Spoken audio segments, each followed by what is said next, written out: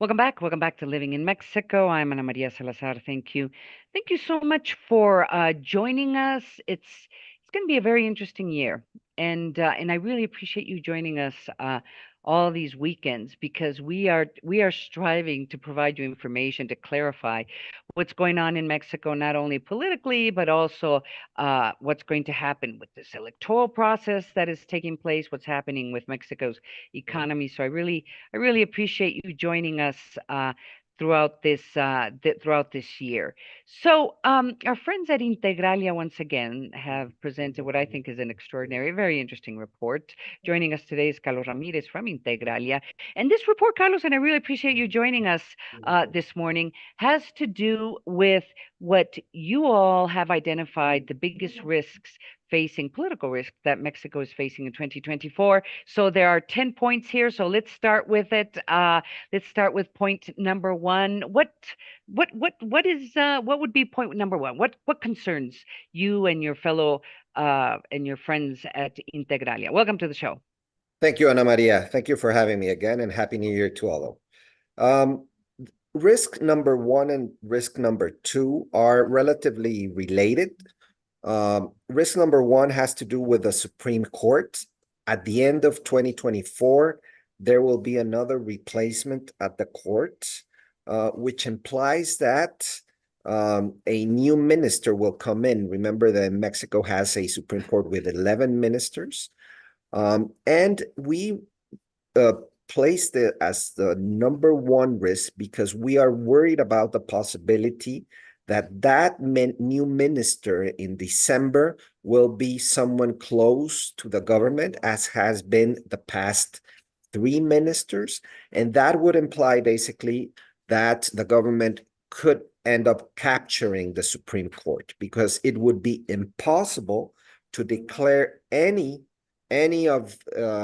bill unconstitutional with four ministers close to the government. So we are. So Yes. so this I'm sorry to interrupt you. So this just underlines the importance of making sure that there is that both chambers are, well, that are not completely controlled by Morena. I guess that would be kind of the big takeaway, correct? Yes, but let's be clear. The risk number one does not have to do with, I mean, yes, Congress at the end of the day decide on the minister, right? Right. You need to have 2/3 of Congress in favor of a minister of the Senate. Mhm. However, as we saw recently with the new name in the Supreme Court, Lenia Batres, at the end of the day, the president would put the name whoever he wanted, even though the Senate rejected his proposal. So the possibility of seeing that story again is quite high, particularly if Morena wins the June 2024 election. Okay, let's go with risk number two. Risk number two has to do with the possibility of Morena winning not only the presidency in the June 2nd election, but also coming close to a constitutional majority in both chambers. If that happens, let's say that Morena wins by an overwhelming difference in 2024, we are not expecting that. Let's be clear about that. We think that at the end of the day, Morena has the more probabilities of winning, but it's going to be a much closer race. However, if that doesn't happen, and at the end of the day, it becomes a big difference between the both candidates, and Morena comes close to a constitutional majority, we are worried about several reforms that could end up changing Mexico's democracy in the way of basically Morena sending bills to capture the Supreme Court, the Electoral Institute, changing the laws regarding our electoral system, changing basically the energy reform of 2013. So the risk is, if Morena wins constitutional majority, that would bring big risks for the private sector in terms of the changes that the new president would end up proposing. Or I'm not even sure if it's only for the private sector. I think in general, Yeah, any for of our the democracy also, of course. yeah, for the democracy, the checks and balances that are required for all any Yes. democracy, any healthy democracy. Okay, what is point number three? Point number three and point number four have to do in some way to security, the security situation currently in Mexico. So right now we are going into a new electoral process. In the past, elections in Mexico have been, particularly in 2021, were relatively a violent process in which many municipal candidates and deputy candidates were actually assassinated during the process by criminals. So our worry here and the risk is that because it is a year where, let's say, there's a lot of political polarization, Hmm. and the government is really not paying a lot of attention to anything, clearly not to security, and the current situation is quite dire. We can expect a year with, again, electoral violence, with criminals taking uh, position in different parts of the country, and really extending their power in different areas of Mexico. So we are worried about the security situation for 2024. And risk number four has to do with militarization. As probably everyone now has in mind right now, Mexico has undergone a significant militarization process during the Lopez Obrador administration that really has brought the military to almost everywhere in the economy. A lot of activities that used to be civil activities in the government now are in the hands of the military. And this 2024, the military will receive the highest budget in Mexican history. So a lot of money will be flowing into the hands of the armed forces, and this is something that we have never seen, and we are worried that in 2024 the militarization process we have seen so far will increase, will intensify. Isn't that surprising? Who would have thought that 6 years later or 5 years later, after Andrés Manuel López Obrador was elected, that one of the main concerns, and I'm also concerned about the issue of how so many activities have been militarized, quote unquote, that are now responsibility of the military instead of civilians. I mean, who would have thought 5 years ago that this would be a concern when you recall the campaign promises made by Andrés Manuel López Obrador. So it is quite, Yeah. it's very interesting. It's very interesting. Okay, point number five. Point number five has to do with the US. At Integralia, we are really worried about the possibility of Donald J. Trump winning the presidency on the November US presidential election.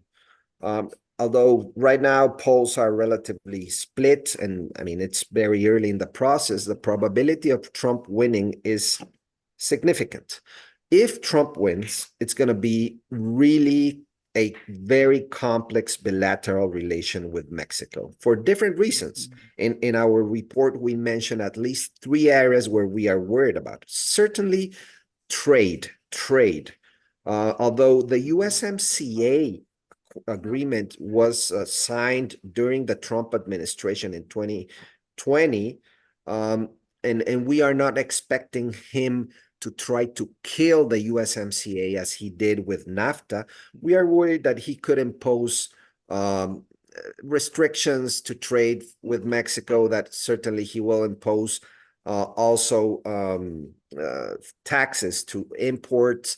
And we are worried that in 2026, during the revision of the USMCA, in the so-called sunset clause revision, Mhm. which is something that will happen in 2026, he will be a very complex negotiation. He will put strain the relation with Mexico. So yes, we are worried about Donald J. Trump. Other issues, migration, security. So yeah, risk number five is Donald J. Trump.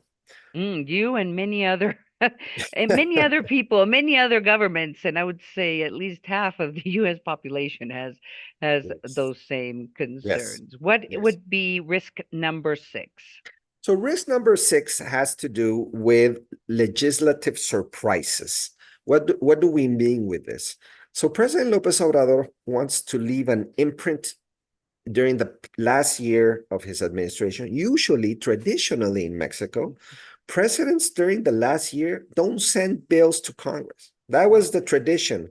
Why? Because no one is paying attention, and obviously the elections are coming. But this is a very different president. He wants to still advance some laws that he thinks that are essential, necessary, pensions, minimum wage, probably concessions, labor, water. So there are several bills that don't need a constitutional majority that could be proposed from February and approved before April. We are worried and we think that there's high risk here where the legislative will approve whatever President Lopez Obrador sends without discussion, with an electoral and obviously a political intention. So yes, that's risk number 6. Well, and and just talking about what happened this week, I mean, President Manuel Lopez Obrador said that he would be presenting what appears to be a constitutional bill that would reform Mexico's pension system.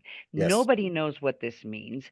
Nobody knows exactly if he's only talking about the pensions that are controlled by the government or the afores that are pension. It's a pension system in the private sector. It's controlled by banks Yes. and the financial system, but nobody knows what he means. So there's a lot of nervousness about that. He says it's a constitutional reform, but you were telling me off air, you were telling me before we started this transmission that he could possibly seek a pension reform without a constitutional reform. Is that right? That's right, Ana Maria.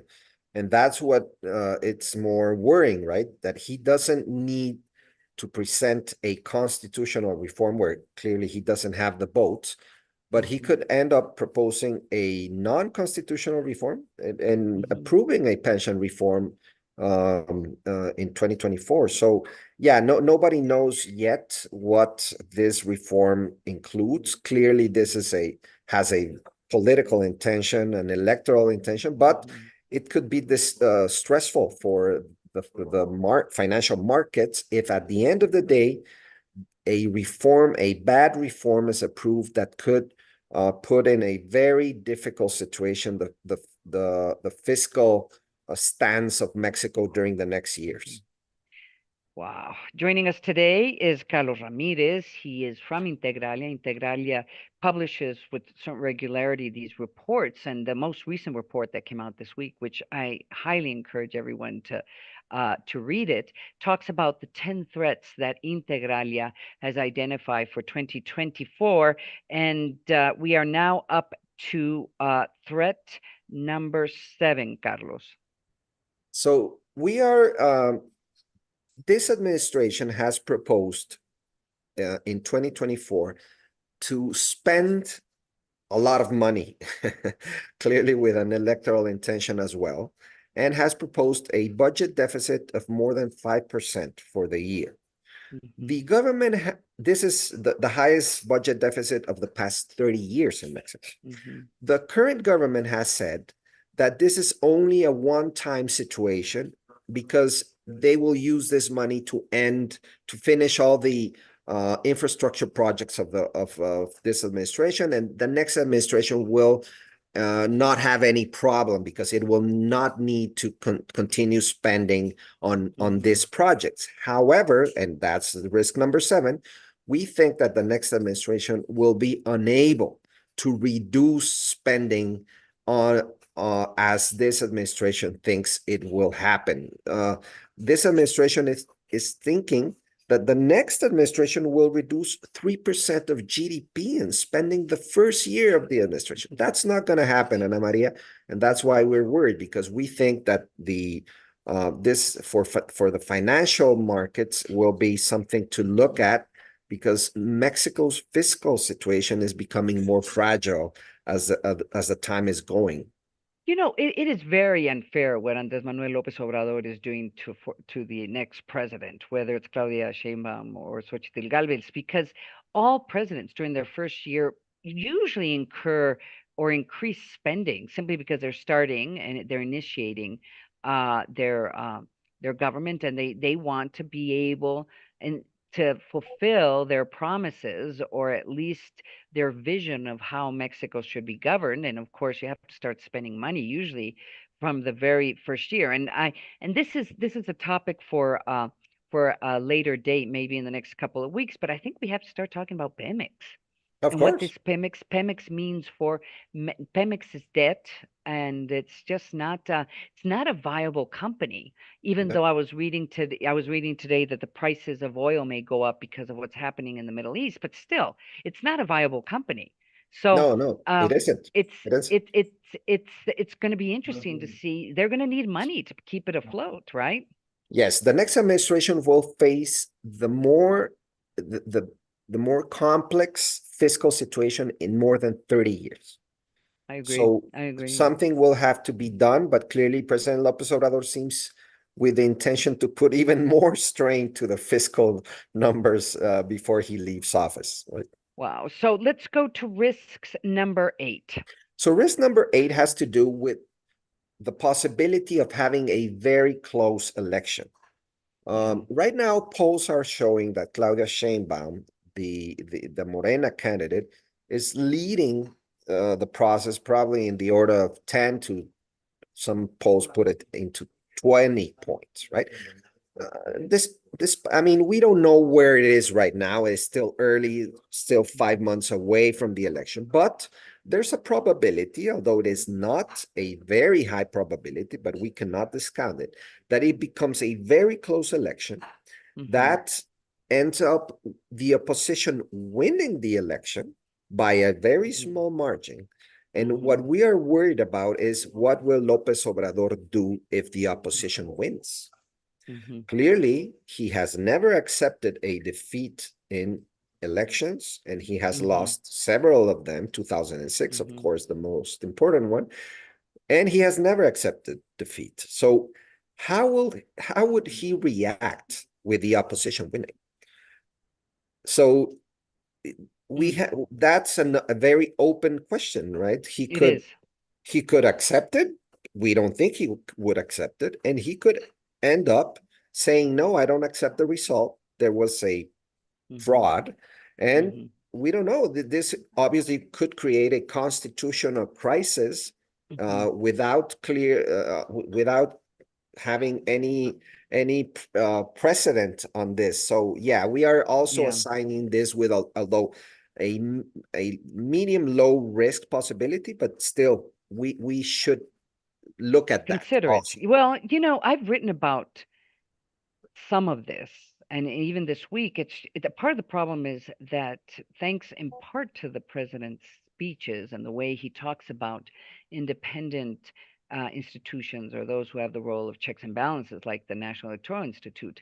I mean, the credibility of these institutions have diminished considerably. The Supreme Court has Yeah, its credibility has diminished, and they would be very important factors in deciding uh, who won, and how the transition should be done in constitutional ways. So I remember writing about this a couple months ago, just kind of speculating. Who would finally decide what is going to happen is the armed forces. It's the military. And that's a very interesting question. Well, is the military's responsibility and discipline, or their who do they respond to? yeah, Who are they supposed to defend? The orders by the commander in chief or the Constitution? yeah, So I don't know. I think that's going to be a fascinating situation if it happens. Like you said, it seems unlikely right now. So yeah. what is point number 9? Point number 9 has to do with corruption. Yeah. Mexico's history, political history, during the last year of the 6 year administration of the 6 year Mhm. sexennium has always been a very difficult year for corruption. Why? Because everyone is thinking about what's coming in the future. Right. Public servants are about to leave their post. They Mm-hmm. are clearly with uncertainty of what's going to happen to them with Right. whoever comes to power. So Mm-hmm. it is, and one more thing, it is a year where there's a lot of administrative disorder, right? Oh No my one is gosh, yeah. really paying attention. So with institutions diminished, the institutions that should be looking to potential Overseeing, yeah. corruption situations, right now they are diminished, they are distracted. So we are worried, and that's why we assign a high probability that it's going to be a year of high levels of corruption in Mexico, unfortunately. And of course, corruption that has to do with providing funding for the electoral process, Exactly, for the additionally. elections. And Exactly. of course, there was a series of accusations that were made this week that the that possibly these are just accusations. The father of the current Secretary of Government, Gobernación, Luisa María Alcalde's father, may have been involved in negotiations with a union in which they would give the union their money, but they were going to have to provide a certain amount of what was given to them as liquidación, which is that's how it's known in Spanish, um, to the Sheinbaum, Claudia Sheinbaum's campaign. It's I hope they, if it's true, they better provide details and a lot of evidence because it is a horrendous accusation. Carlos, we have one more point. What is the final risk that you all have identified, or risk number 10 that you have identified in this report? The final risk is what happens if the opposition coalition loses on June 2nd, right? So far, the PRI, the PAN, and the PRD are coming together behind Xochitl Galvez, and they are clearly Hmm. also working together in Congress, at least Hmm. in the designation of the Right. potential candidates. Hmm. However, if they lose, and that's a relatively high possibility, we are Hmm. worried that this coalition that has in some way or another Hmm. worked as a counterbalance to the president, particularly in the legislative, could Hmm. end up fragmenting. Hmm. And this could break, this coalition could end up breaking starting in 2024, after June 2024. Hmm. And that could create a situation where Morena, the government, if they end up winning on June 2nd, could Hmm. start buying votes, right? Start buying Hmm. deputies and start coming closer to the PRI. And if they don't reach a constitutional majority, end up constructing it. That's the Wow. risk number 10, Ana Maria. And it's very likely. It is. It's a very likely probability. Wow. Well, I always appreciate when you come and join us here on Living in Mexico, Carlos Ramirez. If anybody wants to access the report, where would they go? Integralia.com.mx. The report is also in English. We have already published in English, so it is open to access. Oh, excellent, excellent. I would love to be able to tweet that, I or will send it send to it you through right X, my away. account. Mhm. Yes, that Of would course. be so everyone can have access to it. I highly recommend you all read it. Well, thank you so much, Carlos Ramirez from Integralia. Thank you so much for joining us here on Living in Mexico. Let's go to commercial break. I'm Ana Maria Salazar, and don't forget we continue to broadcast from 7 to 8 in the morning, Saturday and Sunday through Grupo Imagen. Let's go to break. I'm Ana Maria Salazar. I'll be right back.